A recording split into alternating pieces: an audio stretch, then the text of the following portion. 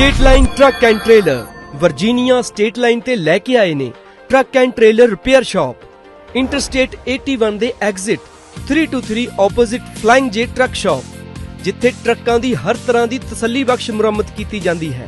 इस दे नाल ही पार्किंग ते ऑफिस स्पेस भी है उपलब्ध। पूरी रात हफ्तावार या महीनावार पार्किंग अते ट्रक रिपेयर लई जरूर आओ। वधेरे जानकारी लई संपर्क करो 6812600050।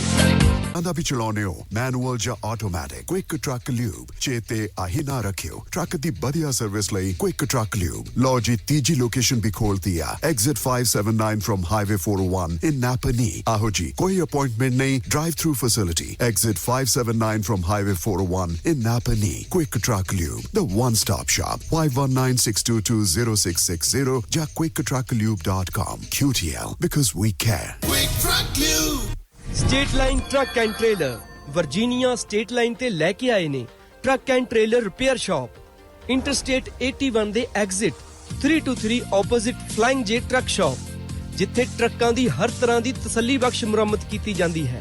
इस दे नाल ही पार्किंग ते ऑफिस स्पेस भी है उपलब्ध। पूरी रात हफ्तावार या महीनावार पार्किंग अते ट्रक रिपेयर लई जरूर आओ। वधेरे जानकारी लई संपर्क करो 6812600050।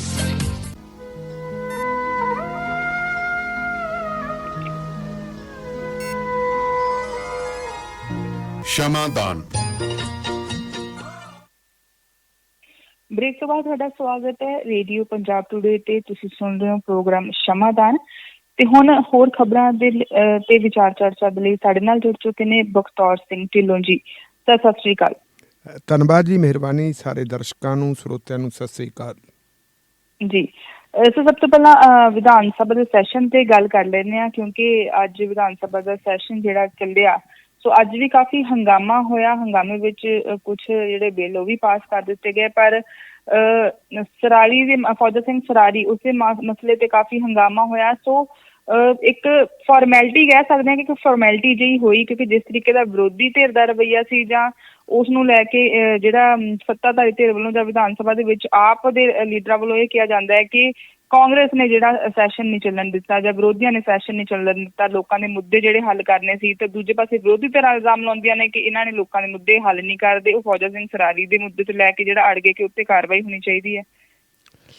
ਬਿਲਕੁਲ ਜੀ। ਇਹਨੂੰ ਜੇ ਆਪਾਂ ਵਿਧਾਨ ਸਭਾ ਦਾ ਇਜਲਾਸ ਜਾਂ ਸੈਸ਼ਨ ਦੀ ਬਜਾਏ ਇਹ ਕਹਿ ਲਈਏ ਕਿ ਵਿਧਾਨ ਸਭਾ ਦੇ ਜਿਹੜਾ ਪਟਲ ਨੂੰ ਜਾਂ ਵਿਧਾਨ ਸਭਾ ਦੀ ਫਲੋਰ ਨੂੰ ਨੂਰਾ ਕੁਸ਼ਤੀ ਲਈ ਇਸਤੇਮਾਲ ਕੀਤਾ ਤਾਂ ਮੇਰਾ ਖਿਆਲ ਜ਼ਿਆਦਾ ਢੁਕਵਾਂ ਹੋਊਗਾ ਜੀ, ਕਿਉਂਕਿ ਦੋਵਾਂ ਧਿਰਾਂ ਨੇ ਜਿਹੜੇ ਲੋਕਾਂ ਦੇ ਮਸਲਿਆਂ ਵੱਲ ਧਿਆਨ ਦੇਣ ਦੀ ਬਜਾਏ ਆਪੋ ਆਪਣੇ ਰਾਜਨੀਤਿਕ ਮਕਸਦ ਜਿਹੜੇ ਹੱਲ ਕਰਨ ਨੂੰ ਤਰਜੀਹ ਦਿੱਤੀ ਹੈ।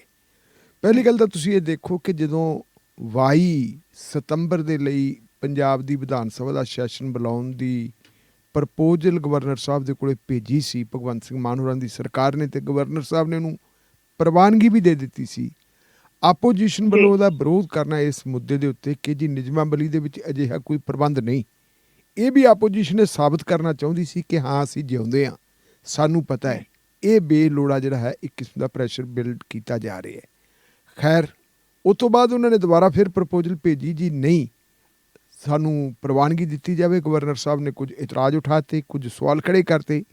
ਉਹਨਾਂ ਸਵਾਲਾਂ ਦਾ ਜਵਾਬ ਦੇ ਕੇ ਉਹਨਾਂ ਨੇ ਕੋਈ ਬਿਊਰਾ ਵੀ ਭੇਜ ਦਿੱਤਾ ਤੇ ਗਵਰਨਰ ਸਾਹਿਬ ਦੀ ਇੱਛਾ ਦੇ ਮੁਤਾਬਕ ਜਿਹੜਾ ਸਪੈਸ਼ਲ ਸੈਸ਼ਨ ਦੀ ਬਜਾਏ ਇਹ ਪ੍ਰਭਾਵ ਦੇਣ ਦਾ ਯਤਨ ਕੀਤਾ ਕਿ ਇਹ ਸੈਸ਼ਨ ਸਿਰਫ ਤੇ ਸਿਰਫ 3 ਮੁੱਦਿਆਂ ਤੇ ਵਿਚਾਰ ਕਰਨ ਵਾਸਤੇ ਕੇਂਦਰਿਤ ਰਹੇਗਾ। ਨੰਬਰ 1 ਪਰਾਲੀ ਦਾ ਮੁੱਦਾ, ਨੰਬਰ 2 ਬਿਜਲੀ ਦਾ ਮੁੱਦਾ ਤੇ ਨੰਬਰ 3 GST ਦਾ ਮੁੱਦਾ। ਇਹ ਗੱਲ ਕਹੀ ਗਈ ਸੀ। ਚਲੋ ਗਵਰਨਰ ਸਾਹਿਬ ਨੇ ਪ੍ਰਵਾਨਗੀ ਦੇਤੀ। ਪ੍ਰਵਾਨਗੀ ਹੋਈ 27 ਤਾਰੀਖ ਨੂੰ ਸੈਸ਼ਨ ਸ਼ੁਰੂ ਹੁੰਦਾ ਹੈ ਔਰ ਸੈਸ਼ਨ ਦੇ ਸ਼ੁਰੂ ਦੇ ਵਿੱਚ ਹੀ ਜਿਵੇਂ ਆਪਾਂ ਦੇਖੀਏ ਸਾਡੇ ਮੁੱਖ ਮੰਤਰੀ ਭਗਵੰਤ ਸਿੰਘ ਮਾਨ ਹੋਰਾਂ ਨੇ ਇੱਕ ਮਤਾ ਜਿਹੜਾ ਹੈਗਾ ਉਹ ਮੂਵ ਕੀਤਾ।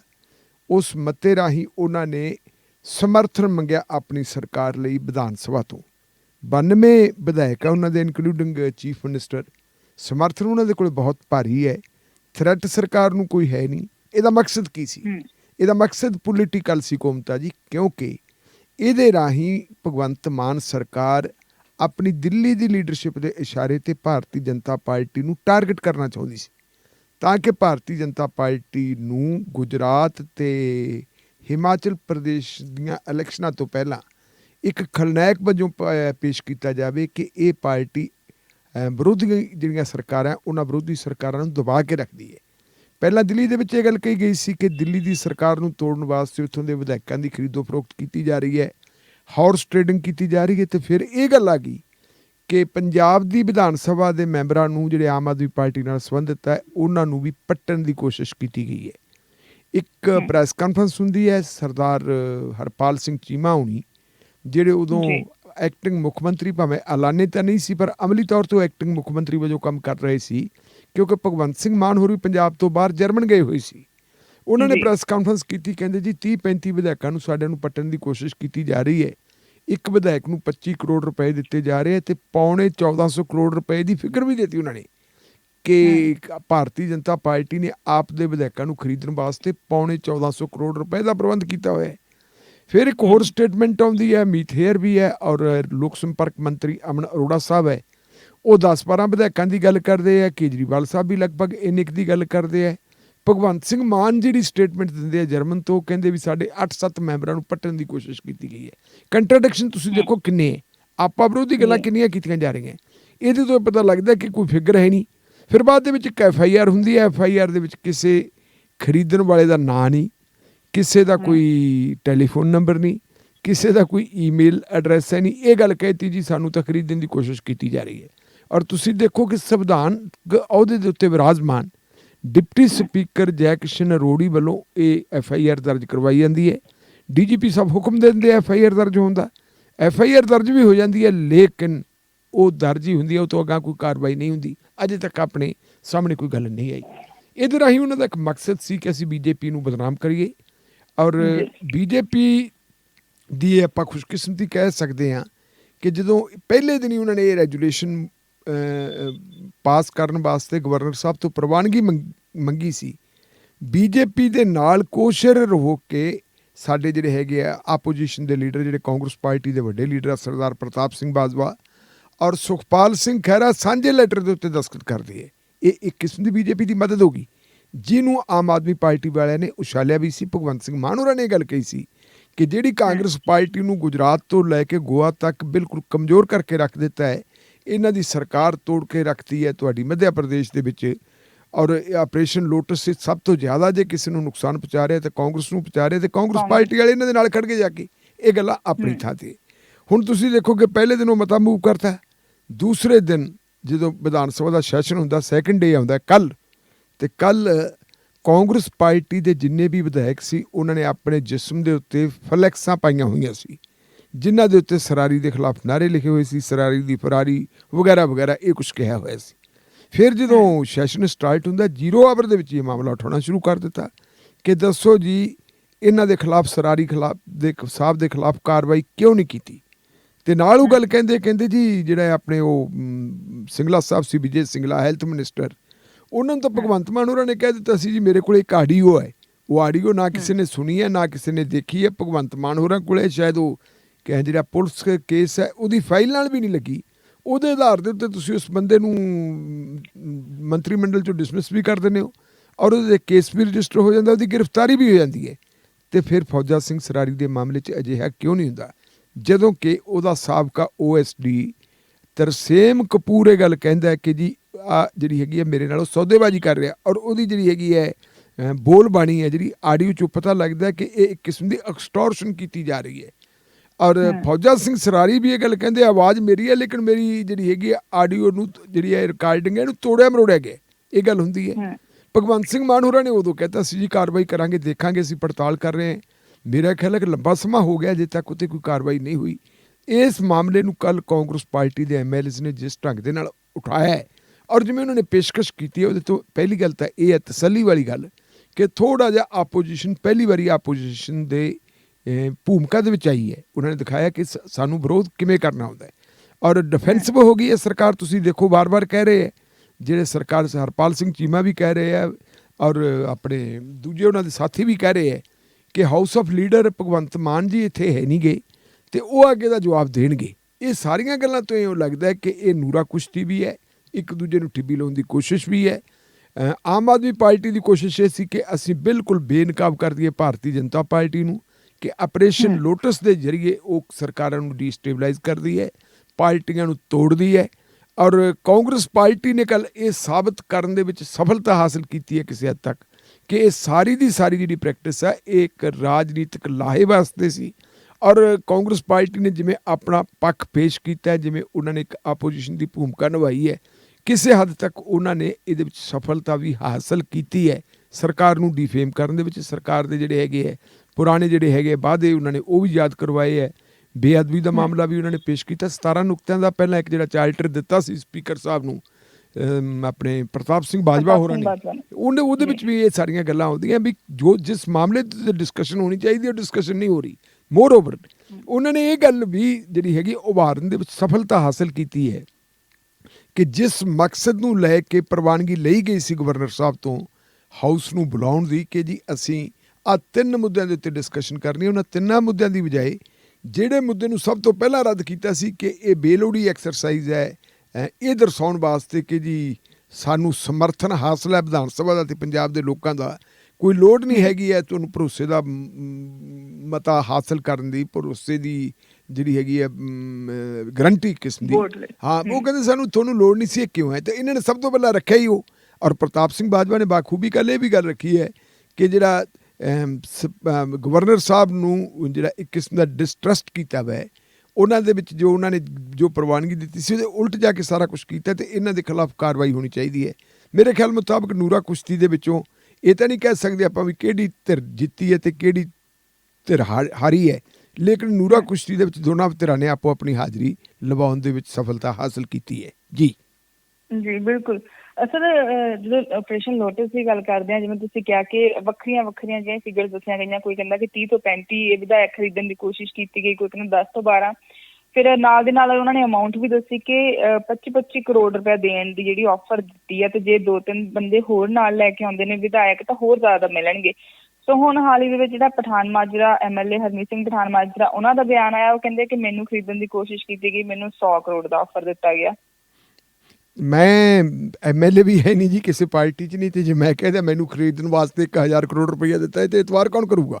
ਮੇਰੀ ਲੋੜ ਕੀ ਹੈ ਜਿਹਦੀ ਕੋਈ ਭੂਮਿਕਾ ਹੀ ਹੈ ਨਹੀਂ।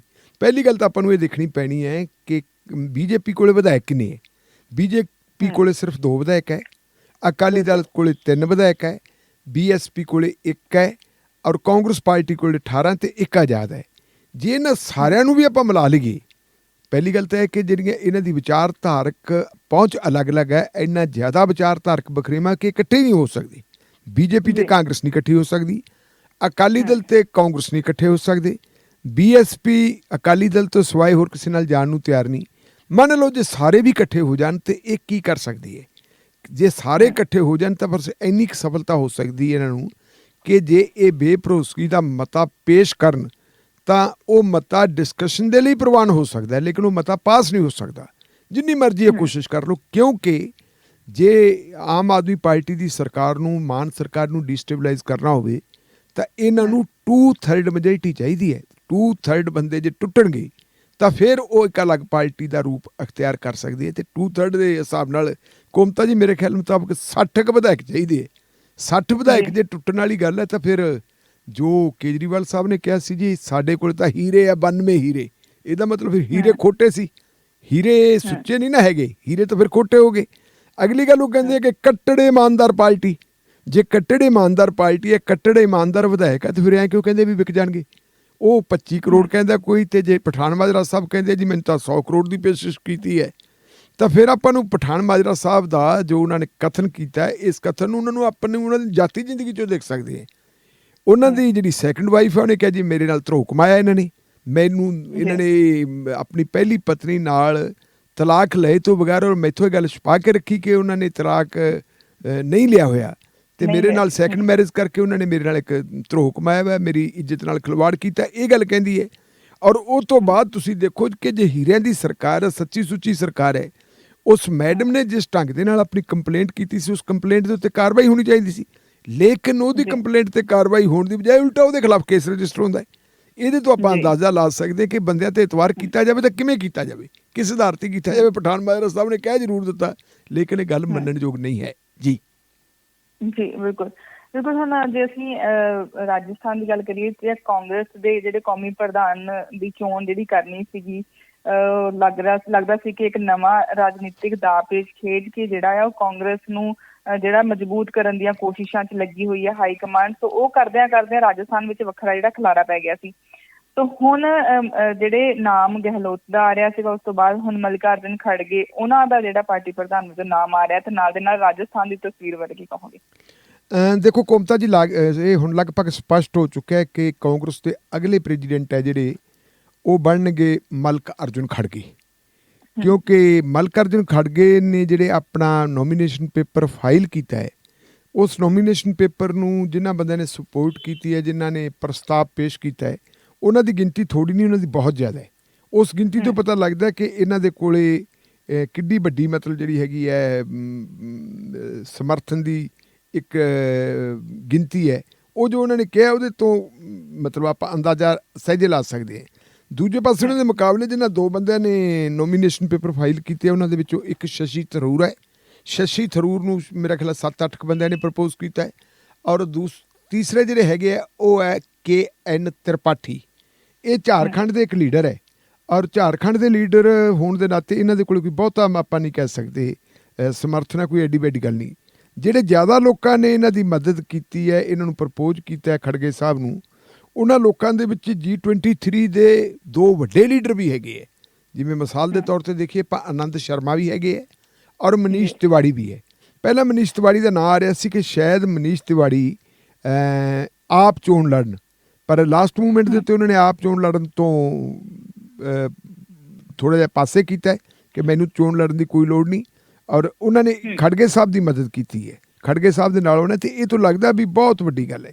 ਇੱਥੇ ਮੰਨਣਾ ਪੈਣਾ ਆਪਾਂ ਨੂੰ ਕਿ ਜੇ ਖੜਗੇ ਸਾਹਿਬ ਨੂੰ ਚੋਣ ਮੈਦਾਨ ਦੇ ਵਿੱਚ ਉਤਾਰਿਆ ਗਿਆ ਤਾਂ ਇਹਦੇ ਉਤਾਰਨ ਦਾ ਵੱਡਾ ਕਾਰਨ ਜਿਹੜਾ ਰਾਜਸਥਾਨ ਦਾ ਕ੍ਰਾਈਸਿਸ ਹੈ।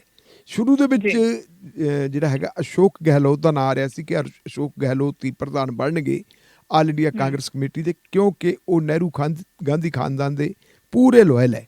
ਚਾਹੇ ਸੋਨੀਆ ਗਾਂਧੀ ਹੋਵੇ, ਪ੍ਰਿੰਕਾ ਗਾਂਧੀ ਵਾਡਰਾ ਹੋਵੇ ਜਾਂ ਰਾਹੁਲ ਹੋਵੇ, ਉਹਨਾਂ ਦੀ ਸਾਰਿਆਂ ਦੀ ਸਹਿਮਤੀ ਹੈ ਇਹਨਾਂ ਨੂੰ ਬਣਾਉਣ ਵਾਸਤੇ। ਅਤੇ ਇਹ ਗੱਲ ਵੀ ਆਪਾਂ ਨੂੰ ਮੰਨਣੀ ਪੈਣੀ ਹੈ ਕਿ ਮਿਸਟਰ ਅਸ਼ੋਕ ਗਹਿਲੋਤ ਜਿਹੜੇ ਹੈਗੇ ਉਹਨਾਂ ਨੇ ਆਪਣਾ ਰਾਜਸੀ ਜੀਵਨ ਕਾਂਗਰਸ ਪਾਰਟੀ ਤੋਂ ਸ਼ੁਰੂ ਕੀਤਾ ਸੀ, ਅਤੇ ਉਹਨਾਂ ਬਾਰੇ ਮੰਨਿਆ ਜਾ ਰਿਹਾ ਕਿ ਉਹ ਕੱਟੜ ਕਾਂਗਰਸੀ ਹੈ।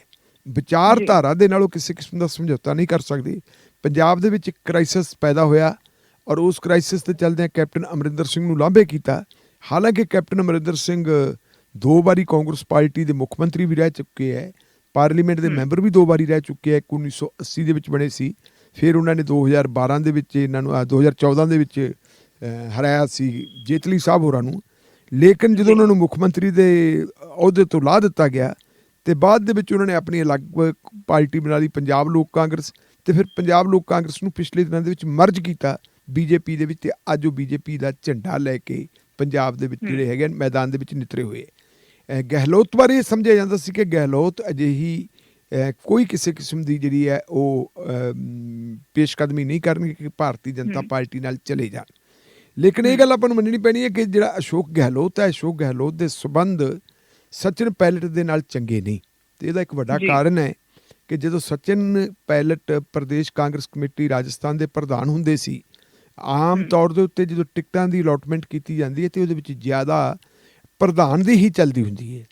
ਉਦੋਂ ਸਚਿਨ ਪਾਇਲਟ ਨੇ ਜਿਹੜੇ ਬਹੁਤ ਕਰੀਬੀ ਬੰਦੇ ਸੀ, ਇਹਨਾਂ ਦੇ ਬੜੇ ਸੀਨੀਅਰ ਲੀਡਰ ਸੀ ਕਾਂਗਰਸ ਪਾਰਟੀ ਦੇ, 15-18 ਬੰਦਿਆਂ ਦੀਆਂ ਟਿਕਟਾਂ ਕੱਟਦੀਆਂ ਸੀ, ਔਰ ਗਹਿਲੋਤ ਨੇ ਉਹਨਾਂ ਨੂੰ ਇੰਡੀਪੈਂਡੈਂਟ ਖੜਾ ਕਰ ਦਿੱਤਾ ਸੀ, ਅਤੇ ਉਹਨਾਂ ਦੇ ਵਿੱਚੋਂ ਕਾਫੀ ਸਾਰੇ ਬੰਦੇ ਜਿੱਤ ਵੀ ਗਏ ਸੀ। ਜਿਸ ਵੇਲੇ ਰਿਜ਼ਲਟ ਆਇਆ ਸੀ ਇੱਥੇ ਦੀ ਰਾਜਸਥਾਨ ਦੀ ਵਿਧਾਨ ਸਭਾ ਦਾ, ਉਸ ਵੇਲੇ ਕਾਂਗਰਸ ਪਾਰਟੀ ਦੇ ਕੋਲੇ ਬਹੁਮਤ ਨਹੀਂ ਸੀ, ਕਾਂਗਰਸ ਪਾਰਟੀ ਬਹੁਮਤ ਤੋਂ ਡਾਊਨ ਸੀ। ਇੰਡੀਪੈਂਡੈਂਟ ਜਿਹੜੇ ਜਿੱਤੇ ਸੀ, ਇੰਡੀਪੈਂਡੈਂਟਸ ਨੇ ਕਹਿਤਾ ਕਿ ਜੇ ਤੁਸੀਂ ਗਹਿਲੋਤ ਨੂੰ ਮੁੱਖ ਮੰਤਰੀ ਬਣਾਓਗੇ ਤਾਂ ਅਸੀਂ ਕਾਂਗਰਸ ਪਾਰਟੀ ਨੂੰ ਹਮਾਇਤ ਦੇ ਦਿਆਂਗੇ, ਅਗਰ ਗਹਿਲੋਤ ਨੂੰ ਤੁਸੀਂ ਮੁੱਖ ਮੰਤਰੀ ਨਹੀਂ ਬਣਾਓਗੇ ਤਾਂ ਅਸੀਂ ਇਹਨੂੰ ਬਿਲਕੁਲ ਸਪੋਰਟ ਕਾਂਗਰਸ ਪਾਰਟੀ ਨੂੰ ਨਹੀਂ ਦੇਵਾਂਗੇ। ਕਾਂਗਰਸ ਹਾਈਕਮਾਂਡ ਦੀ ਮਜਬੂਰੀ ਬਣ ਗਈ ਸੀ, ਅਤੇ ਉਹਨਾਂ ਨੇ ਕਿਹਾ ਵੀ ਚਲੋ ਭਾਈ ਆਓ ਤੁਸੀਂ ਅਸੀਂ ਗਹਿਲੋਤ ਨੂੰ ਹੀ ਮੁੱਖ ਮੰਤਰੀ ਬਣਾ ਦਿੰਦੇ ਹਾਂ। ਅਤੇ ਫਿਰ ਗਹਿਲੋਤ ਨੇ ਆਪਣੀ ਜਿਹੜੀ ਹੈਗੀ ਹੈ ਜਾਦੂਗਿਰੀ, ਉਸ ਜਾਦੂਗਿਰੀ ਦੇ ਜ਼ਰੀਏ ਉਹਨਾਂ ਨੇ ਬਹੁਜਨ ਸਮਾਜ ਪਾਰਟੀ ਤੋਂ ਵੀ ਹਮਾਇਤ ਹਾਸਲ ਕਰ ਲਈ ਸੀ, ਅਤੇ ਬਾਅਦ ਦੇ ਵਿੱਚ ਹੋਇਆ ਇਹ ਕਿ ਬਹੁਜਨ ਸਮਾਜ ਪਾਰਟੀ ਦੇ ਮੈਂਬਰਾਂ ਦੀ ਮਰਜਿੰਗ ਵੀ ਹੋ ਗਈ ਸੀ ਕਾਂਗਰਸ ਪਾਰਟੀ ਦੇ ਵਿੱਚ, ਅਤੇ ਇਸ ਵੇਲੇ ਕਾਂਗਰਸ ਪਾਰਟੀ ਉੱਥੇ ਸਪਸ਼ਟ ਬਹੁਮਤ ਦੇ ਨਾਲ ਆਪਣੀ ਸਰਕਾਰ ਚਲਾ ਰਹੀ ਹੈ। ਲੇਕਿਨ 2020 ਦੇ ਵਿੱਚ ਇੱਕ ਅਜਿਹਾ ਦੌਰ ਆਇਆ ਜਦੋਂ ਅਸ਼ੋਕ ਗਹਿਲੋਤ ਦੀ ਸਰਕਾਰ ਨੂੰ ਡੀਸਟੇਬਲਾਈਜ਼ ਕਰਨ ਦੀਆਂ ਗੱਲਾਂ ਹੋਈਆਂ। ਤੁਹਾਡੇ ਕੋਮਤਾ ਜੀ ਯਾਦ ਹੋਣਾ ਉਸ ਵੇਲੇ ਕੁਛ ਟੈਲੀਫੋਨ ਜਿਹੜੀ ਹੈ ਵਾਰਤਾ ਹੋਈ ਸੀ, ਉਹ ਟੈਲੀਫੋਨ ਵਾਰਤਾ ਜਿਹੜੀ ਹੈ ਇੰਟੈਲੀਜੈਂਸ ਵਾਲਿਆਂ ਨੇ ਰਿਕਾਰਡ ਕਰਨੀ ਸੀ ਔਰ ਉਹਦੇ ਨਾਲ ਇਹ ਗੱਲ ਸਾਹਮਣੇ ਆ ਗਈ ਸੀ ਕਿ ਭਾਰਤੀ ਜਨਤਾ ਪਾਰਟੀ ਖਰੀਦੋ ਫਰੋਖਤ ਕਰ ਰਹੀ ਹੈ ਕਾਂਗਰਸ ਪਾਰਟੀ ਦੇ ਵਿਧਾਇਕਾਂ ਦੀ ਅਤੇ ਉਹਨਾਂ ਨੂੰ ਤੋੜਨ ਵਾਸਤੇ ਗੱਲ ਕਰ ਰਹੀ ਹੈ। ਉਹਦੇ ਵਿੱਚ ਜਿਨ੍ਹਾਂ ਲੋਕਾਂ ਦੀ ਆਵਾਜ਼ ਦੀ ਰਿਕਾਰਡਿੰਗ ਦੀ ਗੱਲ ਹੋ ਰਹੀ ਸੀ, ਕਹਿ ਰਹੇ ਕਿ ਉਹਨਾਂ ਦੇ ਵਿੱਚ ਸਚਿਨ ਪਾਇਲਟ ਦੀ ਵੀ ਸੀ ਆਵਾਜ਼ ਔਰ ਉਹਦੇ ਵਿੱਚ ਗਜਿੰਦਰ ਸਿੰਘ ਸ਼ੇਖਾਵਤ ਜਿਹੜੇ ਵਾਟਰ ਰਿਸੋਰਸਿਸ ਦੇ ਮਿਨਿਸਟਰ ਹੈ ਕੇਂਦਰ ਦੇ ਵਿੱਚ, ਉਹਨਾਂ ਦੀ ਆਵਾਜ਼ ਵੀ ਸੀ। ਇਸ ਸੰਬੰਧ ਵਿੱਚ ਕੇਸ ਵੀ ਰਜਿਸਟਰ ਹੋਇਆ ਸੀ। ਜਦੋਂ ਕੇਸ ਰਜਿਸਟਰ ਹੋਇਆ ਸੀ ਅਤੇ ਉਹਦੀ ਇਨਵੈਸਟੀਗੇਸ਼ਨ ਹਾਲੇ ਚੱਲ ਰਹੀ ਸੀ। ਬਿਲਕੁਲ ਉਹਨਾਂ ਦਿਨਾਂ ਦੇ ਵਿੱਚ ਹੀ 18-20 MLA ਲੈ ਕੇ ਆਪਣੇ ਪਾਇਲਟ ਸਾਹਿਬ ਮਾਨੇਸਰ ਚਲੇ ਗਏ ਸੀ ਔਰ ਉਹ ਤੋਂ ਬਾਅਦ ਜਿਵੇਂ ਉਹਨਾਂ ਨੇ ਮਾਨੇਸਰ ਬੈਠ ਕੇ BJP ਦੇ ਨਾਲ ਗਿੱਟ-ਮਿੱਟ ਕੀਤੀ ਔਰ ਪੂਰਾ ਅੰਤ ਤੱਕ ਜ਼ੋਰ ਲਾਇਆ ਕਿ ਜੀ ਅਸੀਂ ਅਸ਼ੋਕ ਗਹਿਲੋਤ ਦੀ ਸਰਕਾਰ ਨੂੰ ਪਲਟਾ ਦਈਏ।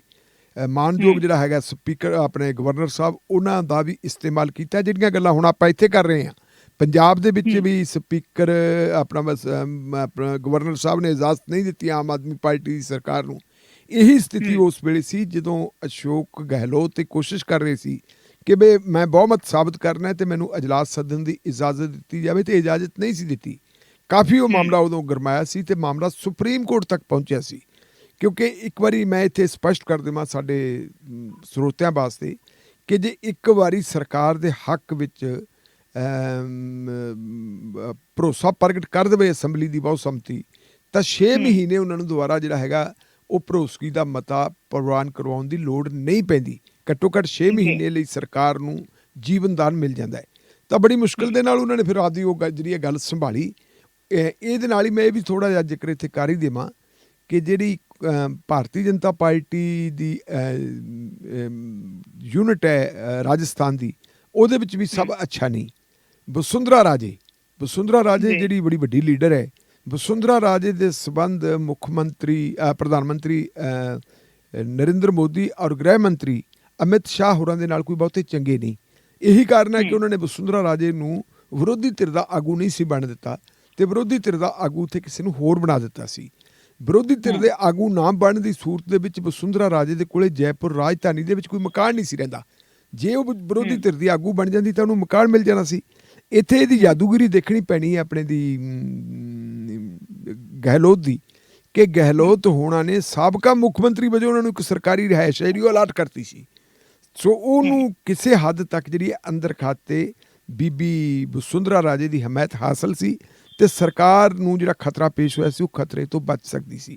ਇਹਦੇ ਚੱਲਦਿਆਂ ਮਤਲਬ ਉਹਨਾਂ ਦਾ ਕਨਫਰਮ ਸੀਗਾ ਕਿ ਮੈਂ ਆਲ ਇੰਡੀਆ ਕਾਂਗਰਸ ਕਮੇਟੀ ਦਾ ਪ੍ਰਧਾਨ ਭਾਵੇਂ ਬਣ ਜਾਵਾਂ, ਲੇਕਿਨ ਮੇਰੀ ਜਗ੍ਹਾ 'ਤੇ ਰਾਜਸਥਾਨ ਦਾ ਮੁੱਖ ਮੰਤਰੀ ਹੈ ਜਿਹੜਾ ਉਹ ਨਹੀਂ ਹੋਣਾ ਚਾਹੀਦਾ ਸਚਿਨ ਪਾਇਲਟ। ਅਤੇ ਜਿਸ ਵੇਲੇ ਕਾਂਗਰਸ ਹਾਈ ਕਮਾਂਡ ਨੂੰ ਵੀ ਇਸ ਗੱਲ ਦਾ ਪਤਾ ਸੀ, ਉਹ ਚਾਹੁੰਦੇ ਸੀ ਕਿ ਕਾਂਗਰਸ ਦੀ ਪ੍ਰਧਾਨਗੀ ਲਈ ਨੋਮੀਨੇਸ਼ਨ ਪੇਪਰ ਫਾਈਲ ਕਰਨ ਤੋਂ ਪਹਿਲਾਂ ਹੀ ਇੱਥੇ ਜਿਹੜਾ ਹੈਗਾ ਨਵੇਂ ਮੁੱਖ ਮੰਤਰੀ ਦੀ ਚੋਣ ਕਰ ਲਈ ਜਾਵੇ। ਇਹੀ ਕਾਰਨ ਹੈ ਕਿ ਉਹਨਾਂ ਨੇ ਆਪਣੇ 2 ਅਬਜ਼ਰਵਰ ਭੇਜ ਦਿੱਤੇ ਸੀ, ਖੜਗੇ ਸਾਹਿਬ ਅਤੇ ਆਪਣੇ ਮਾਕਨ ਸਾਹਿਬ, ਕਿ ਤੁਸੀਂ ਜਾਓ ਜਾ ਕੇ ਵਿਧਾਇਕਾਂ ਦੀ ਰਾਏ ਲਓ। ਅਤੇ ਵਿਧਾਇਕਾਂ ਨੇ ਰਾਏ ਦੇਣ ਦੀ ਬਜਾਏ ਇੱਕ ਬਗਾਵਤ ਕਰਤੀ ਸੀ।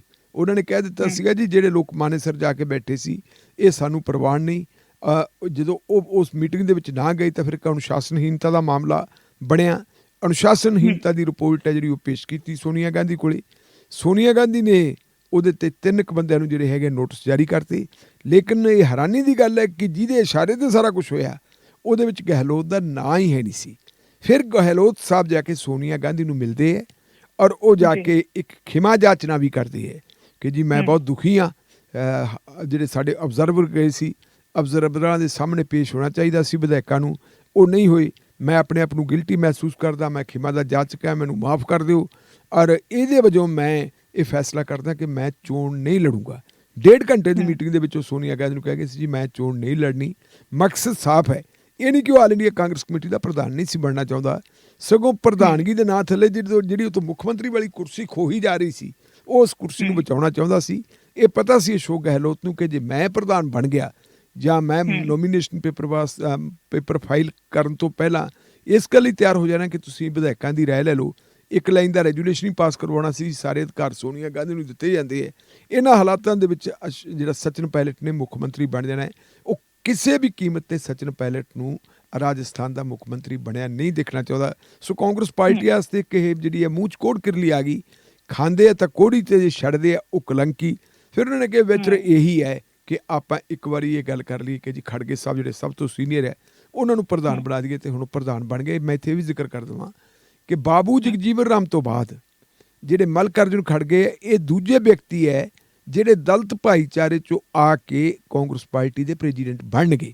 ਔਰ ਲਗਭਗ 30 ਬੰਦਿਆਂ ਨੇ ਉਹਨਾਂ ਦੇ ਨਾਮ ਨੂੰ ਪ੍ਰਪੋਜ਼ ਕੀਤਾ, ਤਾਂ ਫਿਰ ਜਿੱਥੇ 30 ਬੰਦੇ ਪ੍ਰਪੋਜ਼ ਕਰਦੇ ਆ, ਸਪਸ਼ਟ ਹੈ ਕਿ ਉਸ ਬੰਦੇ ਨੇ ਪ੍ਰੈਜ਼ੀਡੈਂਟ ਬਣ ਹੀ ਜਾਣਾ ਹੈ। ਔਰ ਨਹਿਰੂ ਗਾਂਧੀ ਖਾਨਦਾਨ ਦੇ ਥਾਪੜੇ ਦੀ ਵੀ ਇਹ ਇੱਕ ਮਤਲਬ ਆਪਾਂ ਉਦਾਹਰਨ ਕਹਿ ਸਕਦੇ ਹਾਂ ਕਿ ਕੋਈ ਇੰਨੇ ਬੰਦੇ ਕਦੇ ਪ੍ਰਪੋਜ਼ ਨਹੀਂ ਕਰਦੇ। ਜੇ ਆਪਾਂ ਸ਼ਸ਼ੀ ਥਰੂਰ ਨੂੰ ਦੇਖੀ ਤਾਂ ਹੀ ਇਜ਼ ਬੈਸਟ ਪਾਰਲੀਮੈਂਟੇਰੀਅਨ, ਬਹੁਤ ਵਧੀਆ ਵਿਅਕਤੀ ਹੈ। ਉਹਨੂੰ ਵੀ ਪ੍ਰਪੋਜ਼ ਕਰਨ ਵਾਲੇ ਬੰਦੇ ਤਾਂ ਚਾਹੀਦੇ ਸੀ, ਉਹਦੇ ਕੋਲ 10 ਬੰਦੇ ਨਹੀਂ ਜੁੜੇ। ਔਰ ਉਹਨੇ ਪੂਰਾ ਗਾਂਧੀਵਾਦੀ ਤੌਰ ਤਰੀਕਾ ਵੀ ਅਪਣਾਇਆ। ਅੱਜ ਨੋਮੀਨੇਸ਼ਨ ਪੇਪਰ ਫਾਈਲ ਕਰਨ ਤੋਂ ਪਹਿਲਾਂ ਉਹ ਮਹਾਤਮਾ ਗਾਂਧੀ ਦੀ ਸਮਾਧ ਤੇ ਰਾਜਘਾਟ ਤੇ ਉੱਥੇ ਵੀ ਜਾ ਕੇ ਆਇਆ ਔਰ ਉਹਨੇ ਕਿਹਾ ਠੀਕ ਹੈ ਜੀ ਅਸੀਂ ਇਲੈਕਸ਼ਨ ਲੜਾਂਗੇ, ਇਲੈਕਸ਼ਨ ਲੜ ਰਹੇ ਹਾਂ। ਇਸ ਇਲੈਕਸ਼ਨ ਲੜਨ ਦਾ ਮਤਲਬ ਹੈ ਕਿ ਫਰੈਂਡਲੀ ਮੈਚ ਵਗੈਰਾ ਵਗੈਰਾ। ਇਹ ਹੁਣ ਸਪਸ਼ਟ ਹੈ ਕਿ ਅਗਲੇ ਜਦੋਂ ਵੀ ਇਹ ਗਿਣਤੀ ਹੋਣੀ ਹੈ ਤਾਂ ਮੇਰਾ ਖਿਆਲ ਹੈ ਵੀ ਗਿਣਤੀ ਨੂੰ ਇੱਕ ਤਰਫਾ ਚੋਣ ਹੀ ਹੋਊਗੀ।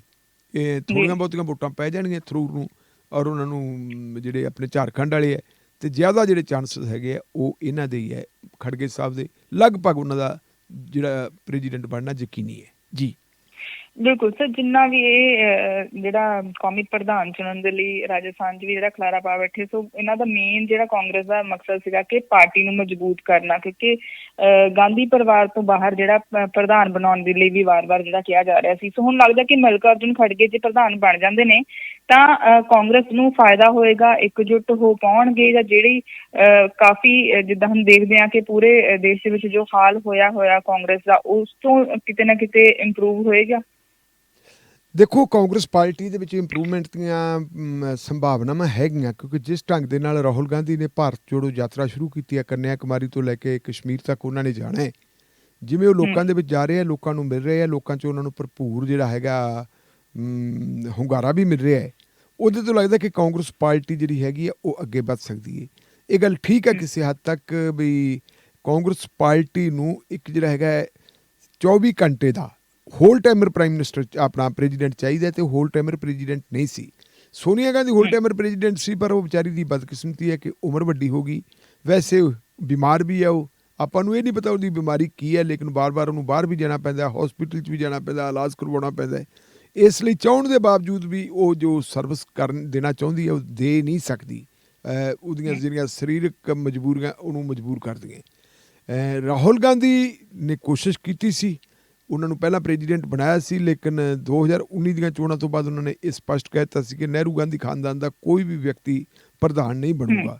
ਪ੍ਰਧਾਨ ਉਹਨਾਂ ਨੇ ਬਾਹਰੋਂ ਬਣਾਉਣਾ ਹੀ ਬਣਾਉਣਾ ਸੀ। G23 ਵਾਲਿਆਂ ਨੇ ਜਿਵੇਂ ਪ੍ਰੈਸ਼ਰ ਬਿਲਡ ਕੀਤਾ ਸੀ, ਉਸ ਪ੍ਰੈਸ਼ਰ ਦੇ ਚੱਲਦਿਆਂ ਵੀ ਉਹਨਾਂ ਨੇ ਥੋੜ੍ਹਾ ਜਿਹਾ ਗੱਲ ਕਰਨੀ ਸੀ। ਪਰ ਕੁੱਲ ਮਿਲਾ ਕੇ ਜੇ ਆਪਾਂ ਦੇਖੀਏ, ਪ੍ਰਧਾਨ ਕੋਈ ਵੀ ਹੋਵੇ, ਕਮਾਂਡ ਤਾਂ ਨਹਿਰੂ ਗਾਂਧੀ ਖਾਨਦਾਨ ਦੇ ਕੋਲ ਹੀ ਰਹਿਣੀ ਹੈ। ਅੱਜ ਵੀ ਜੇ ਆਪਾਂ ਦੇਖੀਏ, ਪ੍ਰਧਾਨ ਬਣਨ ਤੋਂ ਪਹਿਲਾਂ ਜੇ ਰਾਜਸਥਾਨ ਦੇ ਵਿੱਚ ਇਹ ਐਕਸਰਸਾਈਜ਼ ਸ਼ੁਰੂ ਹੋ ਜਾਂਦੀ ਹੈ ਕਿ ਆਪਣਾ ਮਨਪਸੰਦ ਦਾ ਚੀਫ ਮਿਨਿਸਟਰ ਚਾਹੀਦਾ, ਔਰ ਚਾਹੀਦਾ ਵੀ ਸਚਿਨ ਪਾਇਲਟ ਹੈ, ਉਹਦੇ ਵਾਸਤੇ ਉਹਨਾਂ ਨੇ ਕੋਸ਼ਿਸ਼ਾਂ ਪਹਿਲਾਂ ਹੀ ਕਰ ਦਿੱਤੀਆਂ ਸੀ। ਅਤੇ ਜਿਹੜੇ ਅਬਜ਼ਰਵਰ ਲਾਏ ਸੀ, ਅਬਜ਼ਰਵਰ ਨਾ ਹੋ ਕੇ ਉਹ ਐਂ ਲੱਗਦਾ ਸੀ ਜਿਵੇਂ ਗਾਂਧੀ ਨਹਿਰੂ ਪਰਿਵਾਰ ਦੇ ਤਾਬਿਆਦਾਰ ਹੋਣ, ਜੋ ਤਾਬਿਆਦਾਰਾਂ ਨੂੰ ਹੁਕਮ ਦਿੱਤਾ ਉਹਦੇ ਮੁਤਾਬਕ ਹੀ ਉਹ ਗੱਲ ਕਰਦੇ ਸੀ। ਇਹਦੇ ਤੋਂ ਮੈਨੂੰ ਨਹੀਂ ਲੱਗਦਾ ਕਿ ਕੋਈ ਬਹੁਤਾ ਫਰਕ ਪਊਗਾ। ਕਮਾਂਡ ਉਹਨਾਂ ਦੇ ਕੋਲੇ ਰਹਿਣੇ ਆ, ਫੈਸਲੇ ਜਿਹੜੇ ਹੈਣਗੇ ਉਹ 10 ਜਨਪਦ 'ਚ ਹੀ ਹੋਣਗੇ। ਰਾਹੁਲ ਗਾਂਧੀ ਦੇ ਘਰੇ ਹੋਣਗੇ, ਪ੍ਰਿੰਕਾ ਗਾਂਧੀ ਦੇ ਘਰੇ ਹੋਣਗੇ।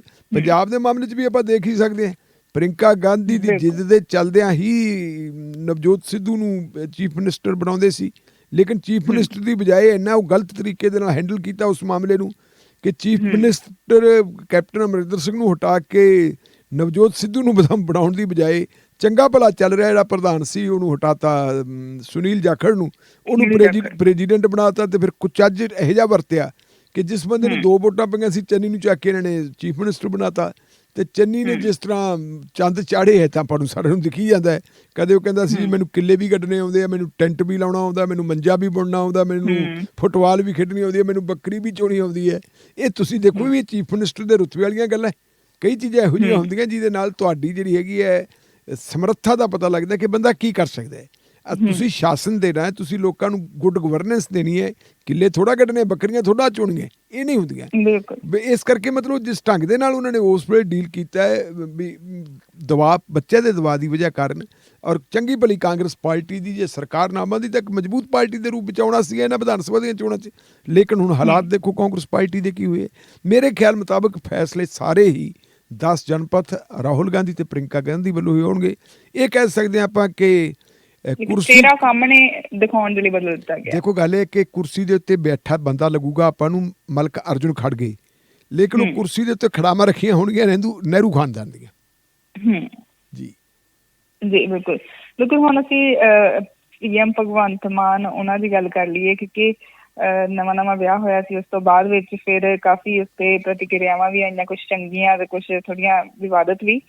ਸੋ ਹੁਣ ਡਾਕਟਰ ਗੁਰਪ੍ਰੀਤ ਕੌਰ ਸਿਆਸੀ ਸਰਗਰਮੀਆਂ ਵਿੱਚ ਹੌਲੀ ਹੌਲੀ ਜਿਹੜਾ ਉਹ ਪੈਰ ਪਾਉਂਦੇ ਨਜ਼ਰ ਆ ਰਹੇ ਨੇ। ਸੋ ਲੱਗਦਾ ਕਿ ਹੁਣ ਰਾਜਸੀ ਹਮਸਫਰ ਵੀ ਜਿਹੜਾ ਉਹ ਬਣਦੇ ਜਾ ਰਹੇ ਨੇ। ਬਿਲਕੁਲ ਕੋਮਤਾ ਜੀ, ਜੇ ਪਿਛਲੇ ਇੱਕ ਹਫ਼ਤੇ ਤੋਂ ਆਪਾਂ ਡਾਕਟਰ ਗੁਰਪ੍ਰੀਤ ਹੋਰਾਂ ਦੀਆਂ ਸਰਗਰਮੀਆਂ ਨੂੰ ਦੇਖੀਏ ਤਾਂ ਉਹ ਰਾਜਸੀ ਹਮਸਫਰਾਂ ਵਾਲੇ ਪਾਸੇ ਪੈ ਗਏ ਹੈ।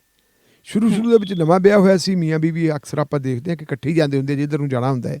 ਲੇਕਿਨ ਪਿਛਲੇ ਇੱਕ ਹਫ਼ਤੇ ਤੋਂ ਉਹਨਾਂ ਨੇ ਇੰਡੀਪੈਂਡੈਂਟ ਆਪਣੀ ਸਰਗਰਮੀ ਸ਼ੁਰੂ ਕਰ ਦਿੱਤੀ ਹੈ, ਔਰ ਸ਼ੁਰੂਆਤ ਉਹਨਾਂ ਨੇ ਕੀਤੀ ਹੈ ਧਾਰਮਿਕ ਯਾਤਰਾਵਾਂ ਤੋਂ। ਜੇ ਆਪਾਂ ਦੇਖੀਏ ਤਾਂ 4 ਦਿਨ ਪਹਿਲਾਂ ਡਾਕਟਰ ਗੁਰਪ੍ਰੀਤ ਕੌਰ 4-5 ਦਿਨ ਪਹਿਲਾਂ ਉਹ ਗੁਰਦੁਆਰਾ ਫਤਿਹਗੜ੍ਹ ਸਾਹਿਬ ਜਾਂਦੇ ਹੈ, ਉੱਥੇ ਮੱਥਾ ਟੇਕਦੇ ਹੈ, ਉੱਥੋਂ ਦੇ ਜਿਹੜੇ ਗ੍ਰੰਥੀ ਸਿੰਘ ਆ ਉਹਨਾਂ ਨਾਲ ਗੱਲਬਾਤ ਕਰਦੇ ਆ, ਹਲਕੇ ਦੀਆਂ ਸਮੱਸਿਆਵਾਂ ਕੀ ਹੈ ਉਹ ਜਾਣਦੇ ਹੈ। ਕੱਲ ਵੀਰਵਾਰ ਵਾਲੇ ਦਿਨ ਉਹ ਜਾਂਦੇ ਆ ਜੀ ਪਟਿਆਲੇ ਜਾ ਕੇ ਉਹ ਨਤਮਸਤਕ ਹੁੰਦੇ ਆ ਗੁਰਦੁਆਰਾ ਦੁੱਖ ਨਿਵਾਰਨ ਸਾਹਿਬ, ਉੱਥੇ ਮੱਥਾ ਟੇਕਦੇ ਹੈ, ਔਰ ਨਾਲ ਦੀ ਨਾਲ ਹੀ ਫਿਰ ਉਹ ਕਾਲੀ ਮਾਤਾ ਦੇ ਮੰਦਿਰ ਵਿੱਚ ਵੀ ਜਾਂਦੇ ਹੈ, ਉੱਥੇ ਵੀ ਮੱਥਾ ਟੇਕਦੇ ਹੈ। ਤੇ ਅੱਜ ਫਿਰ ਉਹ ਚਲੇ ਗਏ ਆ ਦਰਬਾਰ ਸਾਹਿਬ ਅੰਮ੍ਰਿਤਸਰ। ਸਵੇਰੇ 11 ਵਜੇ ਉੱਥੇ ਪਹੁੰਚ ਗਏ ਸੀ। ਨਾਲ ਭਗਵੰਤ ਸਿੰਘ ਮਾਨ ਹੋਰਾਂ ਦੇ ਮਾਤਾ ਸ਼੍ਰੀ ਸੀ, ਉਹਨਾਂ ਨੂੰ ਨਾਲ ਲੈ ਕੇ ਗਏ ਆ, ਔਰ ਨਾਲ ਜਾ ਕੇ ਉਹਨਾਂ ਨੇ ਸਿੱਧਾ ਮੱਥਾ ਟੇਕਿਆ। ਕੋਈ ਬਹੁਤਾ ਤਾਮ ਝਾਮ ਨਹੀਂ ਕੀਤਾ, ਮੱਥਾ ਟੇਕਿਆ, ਕੀਰਤਨ ਬੜੀ ਇਕਾਗਰਤਾ ਨਾਲ ਸੁਣੇ। ਫਿਰ ਉਹਨਾਂ ਨੇ ਬਿਲਕੁਲ ਜਿਹੜੀ ਹੈਗੀ ਪਰਿਕਰਮਾ ਕੀਤੀ ਹੈ। ਪਰਿਕਰਮਾ ਕਰਨ ਤੋਂ ਬਾਅਦ ਉਹ ਬਾਹਰ ਆਏ ਹੈ, ਤੇ ਜੋ ਇਨਫੋਰਮੇਸ਼ਨ ਮਿਲੀ ਹੈ ਕਿ ਇਹ ਤੋਂ ਬਾਅਦ ਫਿਰ ਉਹਨਾਂ ਨੇ ਆਮ ਆਦਮੀ ਪਾਰਟੀ ਦੀਆਂ ਜਿਹੜੀਆਂ ਔਰਤ ਵਿਧਾਇਕਾਂ ਹੈ ਉਹਨਾਂ ਨਾਲ ਤੇ ਔਰਤ ਜਿਹੜੀਆਂ ਕਾਰਕੁਨ ਹੈ ਉਹਨਾਂ ਦੇ ਨਾਲ ਵੀ ਗੱਲਬਾਤ ਕਰਨੀ ਹੈ। ਇਹਦੇ ਤੋਂ ਇਹ ਲੱਗਦਾ ਕਿ ਉਹਨਾਂ ਨੇ ਰਾਜਸੀ ਸਫ਼ਰ ਵੀ ਸ਼ੁਰੂ ਕਰ ਦਿੱਤਾ, ਹਮ ਸਫ਼ਰ ਬਣ ਗਏ ਆਪਣੇ ਪਤੀ ਦੀ। ਵੈਸੇ ਬਹੁਤ ਘੱਟ ਲੋਕਾਂ ਨੂੰ ਪਤਾ ਹੋਣਾ ਕਿ ਅਸਲ ਦੇ ਵਿੱਚ ਡਾਕਟਰ ਗੁਰਪ੍ਰੀਤ ਕੌਰ ਬੜੇ ਲੰਬੇ ਸਮੇਂ ਤੋਂ ਆਮ ਆਦਮੀ ਪਾਰਟੀ ਦੇ ਨਾਲ ਜੁੜੇ ਹੋਏ ਹੈ। ਮੈਨੂੰ ਜੋ ਜਾਣਕਾਰੀ ਮਿਲੀ ਹੈ ਕਿ ਇਹ ਅਸਲ ਦੇ ਵਿੱਚ 2019 ਦੀਆਂ ਵਿਧਾਨ ਸਭਾ ਚੋਣਾਂ ਵੇਲੇ ਕਾਫੀ ਐਕਟਿਵ ਹੋ ਗਏ ਸੀ, ਕਿਉਂਕਿ ਪਹਿਲਾਂ ਇਹ ਉਹ ਆਪਣੇ ਜਿਹੜੇ ਹੈਗੇ ਆ ਮੈਡੀਕਲ ਦੀ ਐਜੂਕੇਸ਼ਨ ਲੈਂਦੇ ਸੀ। ਉਸ ਸਮੇਂ ਦੌਰਾਨ ਇਹਨਾਂ ਦੇ ਪਰਿਵਾਰ ਨੇ ਆਪਣਾ ਟਿਕਾਣਾ ਬਣਾ ਲਿਆ ਸੀ ਰਾਜਪੁਰੇ। ਵੈਸੇ ਇਹ ਜਿਹੜਾ ਹੈਗਾ ਹਰਿਆਣੇ ਨੂੰ ਬਿਲੋਂਗ ਕਰਦੇ ਹੈ, ਹਰਿਆਣੇ ਦੇ ਕੋਲੇ ਗੂਲਾ ਚੀਕਾ ਕੋਲੇ ਇਹਨਾਂ ਦਾ ਪਿੰਡ ਹੈ, ਉਸ ਜਗ੍ਹਾ ਤੋਂ। ਲੇਕਿਨ ਪਰਿਵਾਰ ਉਹਨਾਂ ਦਾ ਉੱਥੇ ਰਹਿਣ ਲੱਗੇ ਸੀ। ਉਸ ਵੇਲੇ ਇੱਕ ਵਲੰਟੀਅਰ ਵਜੋਂ ਇਹਨਾਂ ਨੇ ਕੰਮ ਕਰਨਾ ਸ਼ੁਰੂ ਕਰ ਦਿੱਤਾ ਸੀ। ਔਰ ਜਦੋਂ ਕੇਜਰੀਵਾਲ ਸਾਹਿਬ ਆਏ ਆ, ਉਹਨਾਂ ਨੇ ਟੂਰ ਕੀਤਾ ਸੀ ਇਸ ਇਲਾਕੇ ਦਾ, ਉਸ ਵੇਲੇ ਵੀ ਇਹਨਾਂ ਦੀ ਕਾਰ ਦੇ ਵਿੱਚ ਹੀ ਭਗਵੰਤ ਸਿੰਘ ਮਾਨ ਹੋਰੀ ਬੈਠੇ ਸੀ। ਉੱਥੋਂ ਹੀ ਹੌਲੀ ਹੌਲੀ ਇਹਨਾਂ ਦੀ ਨੇੜਤਾ ਹੁੰਦੀ ਗਈ ਹੈ। ਫਿਰ ਭਗਵੰਤ ਸਿੰਘ ਮਾਨ ਹੋਰਾਂ ਨੇ ਆਪਣੀ ਭੈਣ ਨਾਲ, ਆਪਣੀ ਮਾਤਾ ਦੇ ਨਾਲ ਇਹਨਾਂ ਦੀ ਜਾਣ ਪਛਾਣ ਕਰਵਾਈ, ਔਰ ਉਸ ਤੋਂ ਬਾਅਦ ਹੀ ਫਿਰ ਉਹਨਾਂ ਦੀ ਜਿਹੜੀ ਉਹ ਮੈਰਿਜ ਵਾਲੀ ਗੱਲ ਬਣੀ ਹੈ। ਇਹ ਗੱਲ ਠੀਕ ਹੈ ਤੁਹਾਡੀ ਕਿ ਮੈਰਿਜ ਹੋਣ ਦੀ ਵਜ੍ਹਾ ਕਾਰਨ ਕਈ ਲੋਕਾਂ ਨੇ ਇਹਨੂੰ ਚੰਗੇ ਪੱਖ ਤੋਂ ਲਿਆ ਤੇ ਕਈਆਂ ਨੇ ਮਾੜੇ ਪੱਖ ਤੋਂ ਲਿਆ। ਇਹ ਕਈ ਵਾਰੀ ਮਜਬੂਰੀ ਹੁੰਦੀ ਹੈ ਪਰਿਵਾਰਾਂ ਦੀ। ਉਹਨੂੰ ਆਪਾਂ ਇਹਦੇ 'ਚ ਕੀ ਕਹਿ ਸਕਦੇ ਹਾਂ ਕਿ ਭਗਵੰਤ ਸਿੰਘ ਮਾਨ ਦੇ 2 ਬੱਚੇ ਆ, ਇਹਨਾਂ ਦੀ ਪਹਿਲੀ ਪਤਨੀ ਵੀ ਹੈ, ਬਹੁਤ ਵਧੀਆ ਇਹਨਾਂ ਦੇ ਰਿਲੇਸ਼ਨ ਸੀ। ਕਿਉਂਕਿ ਅਸੀਂ ਦੇਖਦੇ ਰਹੇ ਹਾਂ ਭਗਵੰਤ ਸਿੰਘ ਮਾਨ ਆਮ ਆਦਮੀ ਪਾਰਟੀ ਦੇ ਹੋਂਦ ਵਿੱਚ ਆਉਣ ਤੋਂ ਪਹਿਲਾਂ ਪੀਪਲਜ਼ ਪਾਰਟੀ ਆਫ ਪੰਜਾਬ ਦੇ ਇੱਕ ਵੱਡੇ ਲੀਡਰ ਦੇ ਤੌਰ ਦੇ ਉੱਤੇ ਉੱਭਰੇ ਸੀ ਮਨਪ੍ਰੀਤ ਸਿੰਘ ਬਾਦਲ ਹੋਰਾਂ ਦੇ ਨਾਲ। ਤੇ ਕਿਉਂਕਿ ਬਠਿੰਡਾ ਆਪਾਂ ਇਹ ਕਹਿ ਸਕਦੇ ਹਾਂ ਇੱਕ ਪੋਲੀਟੀਕਲ ਰਾਜਧਾਨੀ ਰਹੀ ਹੈ ਪਿਛਲੇ ਅਰਸੇ ਦੇ ਦੌਰਾਨ। ਬਾਦਲਾਂ ਦਾ ਜਿਹੜਾ ਹੈਗਾ ਲੋਕ ਸਭਾ ਹਲਕਾ ਵੀ ਇਹੋ ਹੀ ਹੈ, ਔਰ ਜੇ ਗਿੱਦੜਬਾਹਾ ਤੋਂ ਪਹਿਲਾਂ MLA ਬਣਦੇ ਰਹੇ ਮਨਪ੍ਰੀਤ ਸਿੰਘ ਬਾਦਲ, ਫਿਰ ਉਹ ਵਿੱਤ ਮੰਤਰੀ ਬਣੇ ਬਠਿੰਡੇ ਤੋਂ। ਲੇਕਿਨ 2012 ਵੇਲੇ ਵੀ ਜਦੋਂ ਉਹਨਾਂ ਨੇ ਚੋਣ ਲੜੀ ਹੈ, ਉਹ ਚੋਣ ਲੜਨ ਤੋਂ ਪਹਿਲਾਂ ਉਹਨਾਂ ਦੀਆਂ ਸਾਰੀਆਂ ਸਰਗਰਮੀਆਂ ਦਾ ਕੇਂਦਰ ਬਠਿੰਡਾ ਹੀ ਹੋਇਆ ਕਰਦਾ ਸੀ। ਜ਼ਿਆਦਾਤਰ ਮੀਟਿੰਗਾਂ ਇੱਥੇ ਹੁੰਦੀਆਂ ਸੀ। ਉਹਨਾਂ ਦਿਨਾਂ ਦੇ ਵਿੱਚ ਅਸੀਂ ਦੇਖਦੇ ਰਹੇ ਭਗਵੰਤ ਸਿੰਘ ਮਾਨ ਔਰ ਇਹਨਾਂ ਦੀ ਪਹਿਲੀ ਪਤਨੀ ਇਹਨਾਂ ਦੇ ਨਾਲ ਹੁੰਦੇ ਸੀ। ਦੋਨੇ ਬਹੁਤ ਵਧੀਆ ਆਪਸ ਵਿੱਚ ਹੱਸਦੇ ਖੇਡਦੇ ਹੁੰਦੇ ਸੀ। ਕਈ ਵਾਰੀ ਚੱਲਦਿਆਂ ਪਤਾ ਨਹੀਂ ਵੀ ਜਦੋਂ ਇੱਕ ਮੋਟਰ ਦੇ ਇੱਕ ਗੱਡੀ ਦੇ 4 ਪਹੀਏ ਹੁੰਦੇ ਹੈ, ਕਿਹੜੇ ਵੇਲੇ ਕੋਈ ਇੱਕ ਅੱਧਾ ਪਹੀਆ ਕੋਈ ਗੜਬੜ ਕਰ ਜੇ, ਕੋਈ ਟਾਇਰ ਫਟ ਜਾਂਦਾ ਤੇ ਉਹਦੇ ਨਾਲ ਸਾਰਾ ਇਨਬੈਲੈਂਸ ਜਿਹੜੇ ਹੋ ਜਾਂਦੀ ਹੈ ਗੱਡੀ। ਲਗਭਗ ਉਹੀ ਕੁਛ ਇਹਨਾਂ ਦੇ ਨਾਲ ਹੋਇਆ। ਕਬੀਲਦਾਰੀ ਹੈ, ਚਲੋ ਉਹਨਾਂ ਨੇ ਆਪਣੀ ਮੈਰਿਜ ਕਰ ਲਈ। ਪਰ ਪੋਲੀਟੀਕਲ ਪਰਿਵਾਰਾਂ ਦੇ ਵਿੱਚ ਆਪਾਂ ਸਾਰੇ ਜਾਣਦੇ ਹਾਂ ਕਿ ਸਾਰੀਆਂ ਬੀਬੀਆਂ ਜਿਹੜੀਆਂ ਹੈਗੀਆਂ ਆਪਣੇ ਪਤੀ ਦਾ ਹੱਥ ਵਟਾਉਂਦੀਆਂ। ਆਮ ਤੌਰ ਦੇ ਉੱਤੇ ਉਹ ਬੀਬੀਆਂ ਵੀ ਜਿਹੜੀਆਂ ਕਦੇ ਪੋਲੀਟਿਕਸ ਦੇ ਵਿੱਚ ਆਈਆਂ ਨਹੀਂ ਹੁੰਦੀਆਂ, ਇਲੈਕਸ਼ਨਾਂ ਦੇ ਦਿਨਾਂ ਦੇ ਵਿੱਚ ਉਹਨਾਂ ਦੇ ਬੱਚੇ ਵੀ ਜਾਂਦੇ ਹੈ। ਅਸੀਂ ਦੇਖਦੇ ਹਾਂ ਕਿ ਸਰਦਾਰ ਪ੍ਰਕਾਸ਼ ਸਿੰਘ ਬਾਦਲ ਹੁਣ ਕਾਫੀ ਵੱਡੇ ਹੋ ਗਏ ਹੈ, ਚੌਥੀ ਪੀੜ੍ਹੀ ਉਹਨਾਂ ਦੀ ਪੋਲੀਟਿਕਸ ਦੇ ਵਿੱਚ ਆ ਗਈ ਹੈ। ਪ੍ਰਕਾਸ਼ ਸਿੰਘ ਬਾਦਲ ਜੀ। ਆਪ ਹੋ ਗਏ ਸੀ, ਸੁਖਬੀਰ ਸਿੰਘ ਬਾਦਲ ਹੋ ਗਏ, ਬੀਬਾ ਹਰਸਿਮਰਤ ਕੌਰ ਬਾਦਲ ਹੋ ਗਏ। ਲੇਕਿਨ ਇਲੈਕਸ਼ਨਾਂ ਦੇ ਦਿਨਾਂ 'ਚ ਅਸੀਂ ਦੇਖਦੇ ਰਹੇ ਹਾਂ ਸੁਖਬੀਰ ਸਿੰਘ ਬਾਦਲ ਦੇ ਬੱਚੇ ਵੀ ਆਉਂਦੇ ਰਹੇ ਹੈ। ਇੱਦਾਂ ਹੀ ਅਸੀਂ ਜੀ। ਦੇਖੀਏ ਤਾਂ ਇਹਨਾਂ ਦੇ ਮਨਪ੍ਰੀਤ ਬਾਦਲ ਦੇ ਵੀ ਬੱਚੇ ਆਉਂਦੇ ਰਹੇ ਹੈ।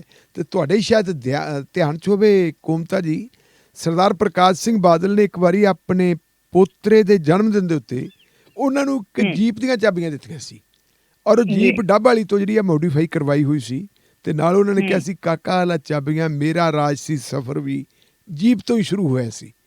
ਤੇ ਇੱਕ ਤਰੀਕੇ ਨਾਲ ਆਪਾਂ ਦੇਖੀਏ ਤਾਂ ਸੁਖਬੀਰ ਇਸ਼ਾਰਾ ਦਿੱਤਾ, ਇਸ਼ਾਰਾ ਨਹੀਂ ਮਤਲਬ ਕਲੀਅਰ ਉਹਨਾਂ ਨੂੰ ਸਿਗਨਲ ਦੇਤਾ ਕਿ ਤੁਸੀਂ ਜਾਓ ਪੋਲੀਟਿਕਸ ਦੇ ਵਿੱਚ। ਔਰ ਇਹਨਾਂ ਦਿਨਾਂ ਦੇ ਵਿੱਚ ਜਦੋਂ ਹੁਣ ਪਿਛਲੇ ਦਿਨਾਂ ਦੇ ਵਿੱਚ ਆਪਾਂ ਦੇਖਿਆ ਮਾਲਵੇ ਦੇ ਇਲਾਕੇ ਦੇ ਵਿੱਚ ਹੜ੍ਹਾਂ ਨੇ ਮੀਂਹਾਂ ਨਾਲ ਬਹੁਤ ਜ਼ਿਆਦਾ ਨੁਕਸਾਨ ਹੋਇਆ ਸੀ, ਸੁਖਬੀਰ ਸਿੰਘ ਬਾਦਲ ਦਾ ਬੇਟਾ ਜਾਂਦਾ ਵੀ ਰਿਹਾ ਉੱਥੇ। ਸੋ ਲੰਪੀ ਬਿਮਾਰੀ ਦੇ ਵੀ ਜਾਇਜ਼ਾ ਲੈਣ ਜਾਂਦੇ ਰਹੇ, ਉਹ ਵੀ ਦੇਖਿਆ ਲੰਪੀ ਵੇਲੇ ਵੀ ਆਪਾਂ ਦੇਖਿਆ ਵੀ ਉਹਨਾਂ ਨੂੰ ਉਹ ਜਾਂਦੇ ਰਹੇ ਹੈ। ਸੋ ਜਿਹੜੇ ਪੋਲੀਟੀਕਲ ਪਰਿਵਾਰ ਹੈ, ਪੋਲੀਟੀਕਲ ਪਰਿਵਾਰਾਂ ਦੇ ਜੀ, ਉਹਨਾਂ ਦੇ ਬੱਚੇ ਹੁਣ, ਉਹਨਾਂ ਦੀਆਂ ਬੀਵੀਆਂ ਹੋਣਗੀਆਂ ਮਦਦ ਕਰਦੀਆਂ। ਲੇਕਿਨ ਡਾਕਟਰ ਗੁਰਪ੍ਰੀਤ ਕੌਰ ਕਿਉਂਕਿ ਪਹਿਲਾਂ ਹੀ ਆਲਰੇਡੀ ਰਾਜਨੀਤੀ ਦੇ ਵਿੱਚ ਸੀ, ਔਰ ਜਿਵੇਂ ਹੁਣ ਇਹਨਾਂ ਨੇ ਸਰਗਰਮੀ ਦਿਖਾਈ ਹੈ, ਇਹ ਤੋਂ ਲੱਗਦਾ ਹੈ ਕਿ ਇਹ ਪੂਰੀ ਤਰ੍ਹਾਂ ਸਰਗਰਮ ਰਾਜਨੀਤੀ ਦੇ ਵਿੱਚ ਆਉਣਗੇ। ਸ਼ਾਇਦ ਭਗਵੰਤ ਸਿੰਘ ਮਾਨ ਹੋਰਾਂ ਦਾ ਹੱਥ ਇਹ ਲੋਕਾਂ ਦੇ ਨਾਲ ਜਨ ਸੰਪਰਕ ਸਥਾਪਿਤ ਕਰਨ ਵਾਸਤੇ ਬਟਾਉਣਗੇ, ਕਿਉਂਕਿ ਚੀਫ ਮਿਨਿਸਟਰ ਦੇ ਕੋਲੇ ਬਹੁਤ ਜ਼ਿਆਦਾ ਕੰਮ ਹੁੰਦਾ। ਚੀਫ ਮਿਨਿਸਟਰ ਦੇ ਕੋਲੇ ਮਹਿਕਮੇ ਤੁਸੀਂ ਦੇਖ ਲਓ ਕਿੰਨੇ ਹੈਗੇ, ਉਹਨਾਂ ਮਹਿਕਮੇ ਨੂੰ ਵੀ ਉਹਨਾਂ ਨੇ ਦੇਖਣਾ ਹੁੰਦਾ ਹੈ। ਤੇ ਚੰਗੀ ਗੱਲ ਆ, ਮੈਂ ਤਾਂ ਸਮਝਦਾ ਵੀ ਇਹਦੇ 'ਚ ਕੋਈ ਮਾੜੀ ਗੱਲ ਨਹੀਂ। ਜਦੋਂ ਰਾਜਨੀਤੀ ਪਹਿਲਾਂ ਵੀ ਕਰਦੇ ਸੀ, ਰਾਜਨੀਤੀ ਉਹਨਾਂ ਦਾ ਇੱਕ ਪੇਸ਼ਾ ਹੀ ਹੈ। ਮੇਰਾ ਖਿਆਲ ਹੈ ਵੀ ਉਹਨੂੰ ਮੈਡੀਕਲ ਦੀ ਦੁਕਾਨ ਤਾਂ ਖੋਲ੍ਹਣ ਤੋਂ ਰਹੇ ਜਾਂ ਹਸਪਤਾਲ ਖੋਲ੍ਹਣ ਤੋਂ ਰਹੇ, ਰਾਜਨੀਤੀ ਹੀ ਕਰਨਗੇ। ਜੀ ਜੀ ਬਿਲਕੁਲ। ਹੁਣ ਜੇ ਅਸੀਂ DIG ਇੰਦਰਵੀਰ ਸਿੰਘ ਉਹਨਾਂ ਦੀ ਗੱਲ ਕਰ ਲਈਏ, ਕਿਉਂਕਿ ਬੀਤੇ ਦਿਨ 6 ਜੁਲਾਈ ਨੂੰ ਇੱਕ ਕੇਸ ਜਿਹੜਾ ਫਾਈਲ ਹੁੰਦਾ ਹੈ ਤੇ ਰਿਸ਼ਵਤ ਦੇ ਇਲਜ਼ਾਮ ਲੱਗਦੇ ਆ ਤੇ ਵਿਜੀਲੈਂਸ ਪੁੱਛਗਿੱਛ ਵੀ ਹੋਈ ਹੈ, ਕਿਵੇਂ ਦੇਖਦੇ ਹੋ ਹੁਣ ਇਸ ਜਿਹੜਾ ਮਾਮਲੇ ਨੂੰ? ਅਸਲ ਦੇ ਵਿੱਚ ਕੋਮਤਾ ਜੀ ਇਹ ਸੀਗਾ ਕਿ ਜਿਹੜਾ ਇੰਦਰਪ੍ਰੀਤ ਹੋਰਾਂ ਦਾ ਕੇਸ ਹੈ, ਇੰਦਰਪ੍ਰੀਤ ਹੋਣਾ ਤੋਂ ਪਹਿਲਾਂ ਇੱਕ ਫਰੀਦਕੋਟ ਆਪਣਾ DSP ਤਾਇਨਾਤ ਹੁੰਦੇ ਸੀ ਜਿਨ੍ਹਾਂ ਦਾ ਨਾਂ ਸੀ ਲਖਵੀਰ ਸਿੰਘ। ਲਖਵੀਰ ਸਿੰਘ ਹੋਣੀ ਫਰੀਦਕੋਟ ਤੋਂ ਜਾਂਦੇ ਆ ਤੇ ਰਸਤੇ ਦੇ ਵਿੱਚ ਇੱਕ ਥਾਂ ਦੇ ਉੱਤੇ ਇੱਕ ਨਾਕਾ ਲੱਗਿਆ ਹੋਇਆ। ਉਸ ਨਾਕੇ ਦੇ ਉੱਤੇ ਤਰਨਤਾਰਨ ਦੀ ਪੁਲਿਸ ਉਹਨਾਂ ਨੂੰ ਰੋਕਦੀ ਹੈ। ਰੋਕਣ ਤੋਂ ਬਾਅਦ ਉੱਥੇ ਤੂੰ ਮੈਂ ਹੁੰਦੀ ਹੈ। ਫਿਰ ਤਰਨਤਾਰਨ ਦੀ ਪੁਲਿਸ ਨੇ ਕਿਹਾ ਜੀ ਤੁਹਾਡੀ ਲੋੜ ਹੈ, ਤੁਹਾਨੂੰ ਅਸੀਂ ਹਿਰਾਸਤ 'ਚ ਲੈਂਦੇ ਹਾਂ। ਉਹਨਾਂ ਨੇ ਆਪਣੀ SSP ਉਹਨਾਂ ਦਿਨਾਂ 'ਚ ਅਵਨੀਤ ਕੌਰ ਸਿੱਧੂ SSP ਫਰੀਦਕੋਟ ਹੁੰਦੇ ਸੀ, ਉਹਨਾਂ ਨੂੰ ਇਨਫੋਰਮ ਕੀਤਾ ਜੀ ਮੈਨੂੰ ਪੁਲਿਸ ਨੇ ਰੋਕਿਆ। ਅਵਨੀਤ ਕੌਰ ਹੋਣਾ ਨੇ ਜਿਹੜੇ ਤਰਨਤਾਰਨ ਦੇ SSP ਸੀ ਰਣਜੀਤ ਸਿੰਘ ਢਿੱਲੋਂ, ਉਹਨਾਂ ਨਾਲ ਸੰਪਰਕ ਕੀਤਾ। ਉਹਨੇ ਕਿਹਾ ਜੀ ਸਾਨੂੰ ਇਹ ਵਾਂਟਡ ਹੈ ਕਿਸੇ ਮਾਮਲੇ ਦੇ ਵਿੱਚ। ਤੇ ਫਿਰ ਖਬਰਾਂ ਇਹ ਆ ਗਈਆਂ ਸੀ ਕਿ ਅਸਲ ਦੇ ਵਿੱਚ ਉਸ ਇਲਾਕੇ ਦੇ ਵਿੱਚ ਅੰਮ੍ਰਿਤਸਰ ਦੇ ਪੱਟੀ ਦੇ ਇਲਾਕੇ ਦੇ ਵਿੱਚ ਕੋਈ ਸਮਗਲਰ ਸੀ ਜਿਹਦੇ 'ਤੇ ਅਫੀਮ ਦਾ ਸ਼ੱਕ ਸੀਗਾ, ਉਹਦੇ 'ਤੇ ਕੇਸ ਰਜਿਸਟਰ ਹੋਇਆ ਸੀ ਔਰ ਉਹ ਕੇਸ ਨੂੰ ਰਫਾ ਦਫਾ ਕਰਵਾਉਣ ਵਾਸਤੇ ਕੋਈ ਯਤਨ ਸ਼ੁਰੂ ਹੋਏ ਸੀ। ਕਿਸੇ ਸੱਜਣ ਨੇ ਦੱਸਿਆ ਕਿ ਇਹ ਜਿਹੜੇ ਹੈਗੇ ਆ DSP ਸਾਹਿਬ ਲਖਵੀਰ ਸਿੰਘ ਇਹ ਤੁਹਾਡੀ ਮਦਦ ਕਰ ਸਕਦੇ ਹੈ। ਫਿਰ ਕਹਿੰਦੇ ਵੀ ਇੱਕ ਸੌਦੇਬਾਜ਼ੀ ਹੋਈ ਸੀ 10 ਲੱਖ ਰੁਪਏ ਦੇ ਵਿੱਚ, ਔਰ ਉਹ 10 ਲੱਖ ਰੁਪਏ ਦੀ ਸੌਦੇਬਾਜ਼ੀ ਦੇ ਵਿੱਚੋਂ ਉਹਨਾਂ ਨੂੰ ਅਰੈਸਟ ਕਰ ਲਿਆ ਸੀ। ਪੁੱਛਗਿੱਛ ਹੋਈ ਤੇ ਪੁੱਛਗਿੱਛ ਦੀਆਂ ਕੜੀਆਂ ਫਿਰ ਅੱਗੇ ਚੱਲਦੀਆਂ ਰਹੀਆਂ।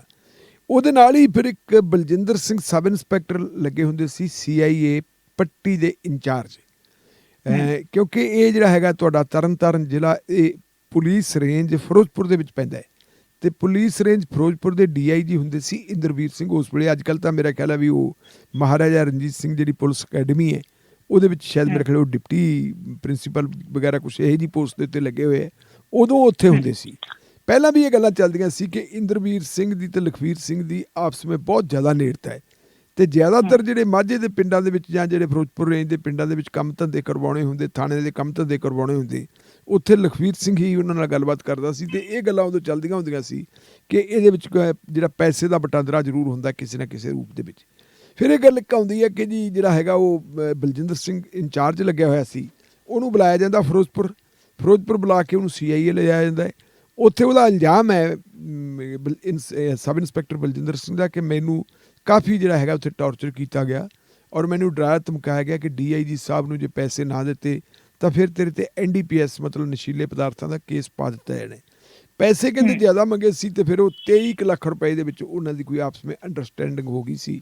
23 ਲੱਖ ਰੁਪਏ ਨੂੰ ਜਿਹੜਾ ਕਿਸੇ ਬੰਦੇ ਨੂੰ ਆਪਾਂ ਟੌਰਚਰ ਕਰਕੇ ਲੈਂਦੇ ਹਾਂ ਜਾਂ ਪੈਸੇ ਮੰਗਦੇ ਹਾਂ, ਇਹਨੂੰ ਆਪਾਂ ਰਿਸ਼ਵਤ ਨਹੀਂ ਕਹਿ ਸਕਦੇ ਕੋਮਤਾ ਜੀ, ਨੂੰ ਐਕਸਟੋਰਸ਼ਨ ਕਿਹਾ ਜਾਊਗਾ। ਔਰ ਇਹ ਐਕਸਟੋਰਸ਼ਨ ਦਾ ਕੇਸ ਜਿਹੜਾ ਹੈਗਾ ਫਿਰ ਉਹ ਰਜਿਸਟਰ ਹੋਇਆ। ਉਹ ਜਿਹੜੇ ਬੰਦੇ ਦੇ ਖਿਲਾਫ ਰਜਿਸਟਰ ਹੋਇਆ ਇੱਕ ਤਾਂ ਉਹਨਾਂ ਦੇ ਵਿੱਚੋਂ ਇਹੀ ਆ ਗਏ ਸੀ DSP ਲਖਵੀਰ ਸਿੰਘ, ਦੂਸਰੇ ਇੰਸਪੈਕਟਰ ਬਲਜਿੰਦਰ ਸਿੰਘ। ਸਬ ਜੀ। ਇੰਸਪੈਕਟਰ ਦਾ ਨਾਮ ਵੀ ਬਲਜਿੰਦਰ ਸਿੰਘ ਹੈ ਤੇ ਇੰਸਪੈਕਟਰ ਦਾ ਨਾਮ ਵੀ ਬਲਜਿੰਦਰ ਸਿੰਘ ਹੈ। ਉਹ ਇੰਸਪੈਕਟਰ ਬਲਜਿੰਦਰ ਸਿੰਘ ਉਹਨਾਂ ਦਿਨਾਂ ਦੇ ਵਿੱਚ ਰੀਡਰ ਹੁੰਦੇ ਸੀ ਲੱਗੇ ਵੇ DIG ਇੰਦਰਵੀਰ ਸਿੰਘ ਹੋਰਾਂ ਦੇ। ਉਹਨਾਂ ਦਾ ਨਾਮ ਵੀ ਵਿੱਚ ਆ ਗਿਆ ਕਿਉਂਕਿ ਇਹ ਕਿਹਾ ਗਿਆ ਸੀ ਉਹਨੇ ਸਬ ਇੰਸਪੈਕਟਰ ਨੇ ਕਿ ਮੈਨੂੰ ਬਲਜਿੰਦਰ ਸਿੰਘ ਨੇ ਬੁਲਾਇਆ ਸੀ ਔਰ ਬਲਜਿੰਦਰ ਸਿੰਘ ਨੇ ਆਪਣੇ ਦਫ਼ਤਰ ਦੇ ਵਿੱਚ ਬਿਠਾ ਕੇ ਮੈਨੂੰ ਕਿਹਾ ਸੀ ਕਿ DIG ਸਾਹਿਬ ਨਾਲ ਗੱਲ ਕਰ। ਜਦੋਂ ਮੈਂ ਨਾ ਗੱਲ ਕੀਤੀ ਤਾਂ ਉਹਨਾਂ ਨੇ CIA ਸਟਾਫ ਫਿਰੋਜ਼ਪੁਰ ਵਾਲਿਆਂ ਨੂੰ ਬੁਲਾਇਆ ਤੇ CIA ਫਿਰੋਜ਼ਪੁਰ ਵਾਲੇ ਮੈਨੂੰ ਫਿਰੋਜ਼ਪੁਰ ਥਾਣੇ 'ਚ ਲੈ ਗਏ ਸੀ। ਉੱਥੇ ਮੈਨੂੰ ਟੌਰਚਰ ਵਗੈਰਾ ਕੀਤਾ ਤੇ ਫਿਰ ਮੈਂ ਦੁਖੀ ਹੋ ਕੇ ਇੰਨੇ ਪੈਸੇ ਦੇਣੇ ਮੰਨ ਗਿਆ ਸੀ।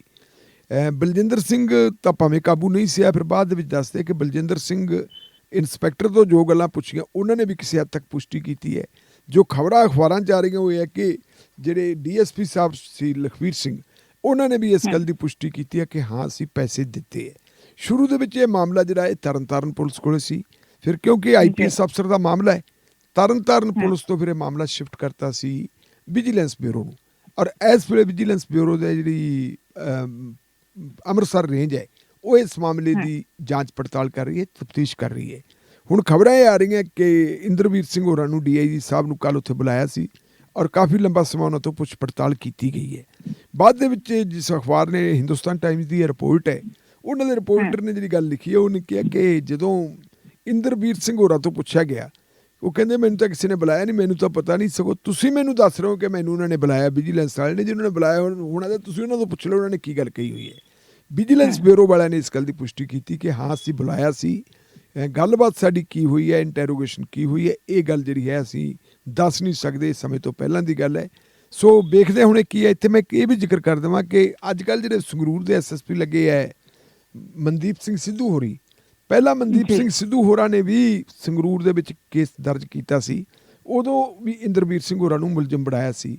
ਉਦੋਂ ਵੀ ਇਹ ਕਿਹਾ ਗਿਆ ਸੀ ਕਿ ਨਸ਼ੇ ਦੇ ਕੁਛ ਜਿਹੜੇ ਹੈਗੇ ਆ ਕਾਰੋਬਾਰ ਕਰਨ ਵਾਲੇ ਬੰਦੇ ਉਹਨਾਂ ਨੂੰ ਇੱਥੇ ਗ੍ਰਿਫਤਾਰ ਕੀਤਾ ਗਿਆ ਸੀ। FIR ਹੋਈ ਸੀ, ਉਹਦੇ ਵਿੱਚ ਵੀ ਉਹਨਾਂ ਤੋਂ ਮੋਟਾ ਹੀ ਰਿਸ਼ਵਤ ਲਈ ਸੀ। ਮਾਮਲਾ ਉਹ ਵੀ ਉਸ ਵੇਲੇ ਕੈਪਟਨ ਅਮਰਿੰਦਰ ਸਿੰਘ ਦੀ ਸਰਕਾਰ ਹੁੰਦੀ ਸੀ, ਉਹ ਚਲਾ ਗਿਆ ਸੀਗਾ ਵਿਜੀਲੈਂਸ ਕੋਲੇ ਤੇ ਉਹ ਮਾਮਲਾ ਵੀ ਹਾਲੇ ਤੱਕ ਪੈਂਡਿੰਗ ਲੱਗਿਆ, ਕਿਸੇ ਸਿਰੇ ਉਹ ਵੀ ਨਹੀਂ ਲੱਗਿਆ ਵਾ। ਹੁਣ ਦੇਖਣ ਵਾਲੀ ਗੱਲ ਕੀ ਹੈ ਕਿ ਆਮ ਤੌਰ ਦੇ ਉੱਤੇ ਜੇ ਆਪਾਂ ਦੇਖੀਏ ਕੋਈ ਸਿਪਾਹੀ ਹੋਵੇ, ਹੌਲਦਾਰ ਹੋਵੇ, ਕਿਤੇ ਉਹਦਾ ਥੋੜ੍ਹਾ ਬਹੁਤਾ ਨਾਂ ਆ ਜਾਏ ਮਿੰਟਾਂ ਸਕਿੰਟਾਂ 'ਚ ਉਹਦੇ ਖਿਲਾਫ ਕੇਸ ਰਜਿਸਟਰ ਹੋ ਜਾਂਦਾ ਹੈ। ਲੇਕਿਨ ਜਿੱਥੇ ਇੱਕ IPS ਅਫਸਰ ਹੈ, DIG ਰੈਂਕ ਦਾ ਬੰਦਾ ਹੈ, ਇੰਨੇ ਲੰਬੇ ਸਮੇਂ ਦੇ ਵਿੱਚ ਤਾਂ ਪੜਤਾਲ ਮੁਕੰਮਲ ਹੋ ਜਾਣੀ ਚਾਹੀਦੀ ਸੀ। ਜੇ ਉਹ ਬੇਗੁਨਾਹ ਉਹਨੂੰ ਆਪਣਾ ਕਲੀਨ ਚਿੱਟ ਦੇ ਦਿੰਦੇ, ਅਗਰ ਉਹਦਾ ਕੋਈ ਦੋਸ਼ ਹੈ ਤਾਂ ਫਿਰ ਉਹਨੂੰ ਦੂਜਿਆਂ ਦੀ ਤਰ੍ਹਾਂ ਹੀ ਟਰੀਟ ਕਰਨਾ ਚਾਹੀਦਾ ਸੀ ਜਿਵੇਂ ਆਮ ਲੋਕਾਂ ਨੂੰ ਟਰੀਟ ਕਰਦੇ ਹੈ। ਪਰ ਇੱਥੇ ਆਪਾਂ ਨੂੰ ਮੰਨਣਾ ਪੈਣਾ ਹੈ ਕਿ ਹਮੇਸ਼ਾ ਗਾਜ ਹੈ ਜਿਹੜੀ ਉਹ ਛੋਟੇ ਬੰਦੇ 'ਤੇ ਡਿੱਗਦੀ ਹੈ। ਪੰਜਾਬੀ ਦੀ ਇੱਕ ਕਹਾਵਤ ਹੈ ਕਿ ਰਾਜ ਭਾਗ ਦੇ ਵਿੱਚ ਅਜਿਹਾ ਵੀ ਹੁੰਦਾ ਕਿ ਫਾਹਾ ਕਈ ਵਾਰੀ ਮੁਲਜ਼ਮ ਦੇ ਜਾਂ ਦੋਸ਼ੀ ਦੇ ਗੱਲ 'ਚ ਨਹੀਂ ਪੈਂਦਾ, ਕਹਿੰਦੇ ਜਿਹਦੇ ਫਾਹਾ ਮੇਚ ਆ ਗਿਆ ਗੱਲ ਦੇ ਉਸੇ ਦੇ ਅੜਾ ਦਿਓ। ਇਹ ਮੇਰੇ ਖਿਆਲ ਮੁਤਾਬਕ ਇਹ ਗੱਡੀਆਂ ਚੱਲਦੀਆਂ ਕਿ ਜਿਹੜਾ ਵੱਡਾ ਬੰਦਾ ਵੱਡੇ ਬੰਦੇ ਨੂੰ ਛੱਡ ਦਿਓ, ਜੇ ਛੋਟਾ ਆ ਜੇ ਤਾਂ ਉਹਨੂੰ ਟੰਗ ਦਿਓ। ਇਹੀ ਗੱਲ ਮੇਰੇ ਖਿਆਲ ਇਸ ਮਾਮਲੇ 'ਚ ਹੋ ਰਹੀ ਹੈ ਕਿਉਂਕਿ IPS ਅਫਸਰ ਤਾਂ ਹੋਰ ਵੀ ਹੈਗੇ ਹੈ। 2 ਮੁਕੱਦਮਿਆਂ ਦਾ ਆਪਾਂ ਜ਼ਿਕਰ ਕੀਤਾ ਜਿਹੜੇ ਪਿਛਲੇ ਸਮੇਂ ਦੀ, ਇੱਕ ਤਾਂ ਇਹ ਤਾਜ਼ਾ ਹੀ ਹੋ ਗਿਆ ਤੁਹਾਡਾ ਪੱਟੀ ਵਾਲਾ, ਔਰ ਇਹ ਤੋਂ ਪਹਿਲਾਂ ਜਿਹੜਾ ਸੰਗਰੂਰ ਵਾਲਾ ਵੀ ਹੋਇਆ ਸੀ ਉਹ ਮਾਮਲਾ ਵੀ ਹਾਲੇ ਤੱਕ ਪੈਂਡਿੰਗ ਪਿਆ ਹੈ, ਉਹਦੀ ਜਾਂਚ ਪੜਤਾਲ ਵੀ ਕਿਸੇ ਸਿਰੇ ਨਹੀਂ ਲੱਗੀ। ਜੀ ਜੀ ਬਿਲਕੁਲ, ਧੰਨਵਾਦ ਸਰ ਇਸ ਸਾਰੇ ਜਿਹੜੇ ਖਬਰਾਂ ਤੇ ਤੁਸੀਂ ਵਿਚਾਰ ਚਰਚਾ ਦੇ ਲਈ ਸਮਾਂ ਕੱਢਿਆ। ਸ਼ੁਕਰੀਆ ਜੀ, ਮਿਹਰਬਾਨੀ ਕੋਮਤਾ ਜੀ, ਧੰਨਵਾਦ, ਸਤਿ ਸ਼੍ਰੀ ਅਕਾਲ। ਜੀ ਬਿਲਕੁਲ, ਤੇ ਤੁਸੀਂ ਸੁਣਦੇ ਸੀ ਰੇਡੀਓ ਪੰਜਾਬ ਟੂਡੇ ਤੇ ਪ੍ਰੋਗਰਾਮ ਸ਼ਮਾਦਾਨ, ਤੇ ਹਰ ਰੋਜ਼ ਹਾਜ਼ਰ ਹੁੰਦੇ ਆ। ਤੇ ਹੁਣ ਜਿਹੜਾ ਅਸੀਂ ਫਿਰ ਸੋਮਵਾਰ ਜਿਹੜਾ ਮੁੜ ਹਾਜ਼ਰ ਹੋਵਾਂਗੇ ਇਸੇ ਪ੍ਰੋਗਰਾਮ ਨੂੰ ਲੈ ਕੇ, ਸਵੇਰੇ ਜਿਹੜਾ ਸ਼ਾਮ ਨੂੰ 6:30 ਵਜੇ। ਇਸ ਦੇ ਨਾਲ ਹੀ ਮੈਨੂੰ ਇਜਾਜ਼ਤ, ਤੇ ਤੁਸੀਂ ਸੁਣਦੇ ਰਹੋ ਰੇਡੀਓ ਪੰਜਾਬ ਟੂਡੇ।